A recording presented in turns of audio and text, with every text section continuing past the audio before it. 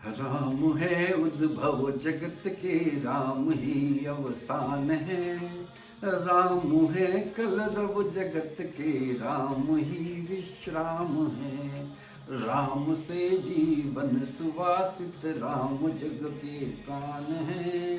राम है नायक जगत के, राम सर्वशक्तिमान है। जय राम जी।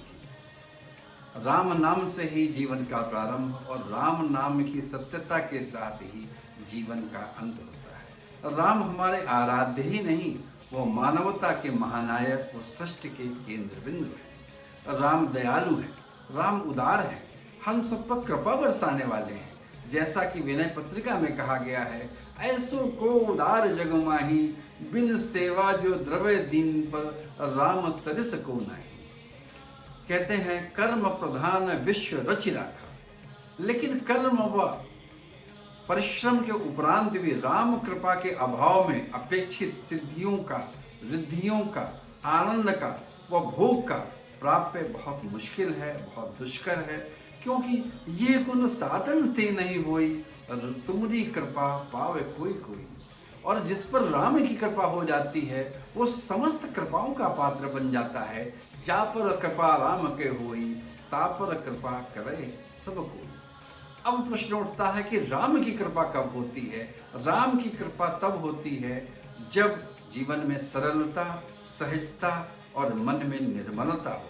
जैसा प्रभु स्वयं कहते हैं, निर्मल मन जन सो मोहि पावा, मोहि कपट छल छिद्र न भावा। अर्थात जाके हृदय दंभ नहीं माया, ताके हृदय बसहु रघुराया। राम ही सृष्टि है, राम ही सृष्टि का आधार है। उनके बारे में बताना, उनके आयामों को व्यक्त करना, वो हम मेरी सामर्थ्य से परे है। राम कृपा से राम के जीवन के 3 आयामों को मैं आपके सामने उद्धृत करना चाहता हूँ। सबसे पहला, राम ब्रह्मांड के राम है। जिस कालखंड में राम का जन्म हुआ, जिस कालखंड में राम अवतरित हुए, उस कालखंड में किसी अन्य धर्म या संप्रदाय दृष्टिगोचर नहीं होता है। राम सर्वमान्य है, राम अक्षय है, राम अजात शत्रु है। संपूर्ण सृष्टि से उनका संवाद है, उनका नरों से भी संवाद है, वानरों से भी संवाद है, जलकरों से भी संवाद है, जलचरों से संवाद है, वनचरों से उनका संवाद है, गीध से भी उनका संवाद है, उनका गिलहरी से भी संवाद है, उनका खग से भी संवाद है, उनका मृग से भी संवाद है। राम का संपूर्ण सृष्टि के साथ सबसे संवाद है।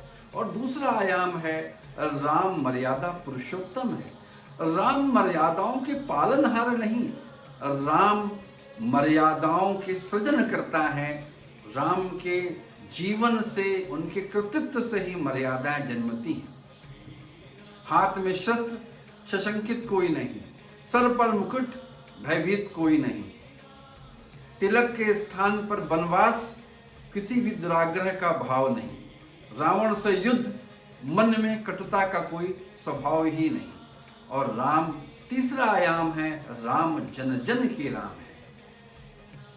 उनके बारे में आप सोचिए, सबरी को नवधा भक्ति देने वाले राम हैं, केवट को मानसिक शक्ति देने वाले राम हैं, अहिल्या को मुक्ति देने वाले राम हैं, कागभूषिणी जी को ज्ञान देने वाले राम हैं। इन राम के किन किन रूपों का, किन किन स्वरूपों का आपके सामने वर्णन करूं। मेरा राम मन में बस यही बात कह के अपनी बात समाप्त करता है। सिया राम मैं सब जग जानी, करहूं प्रणाम जोर जुग पानी। जय राम।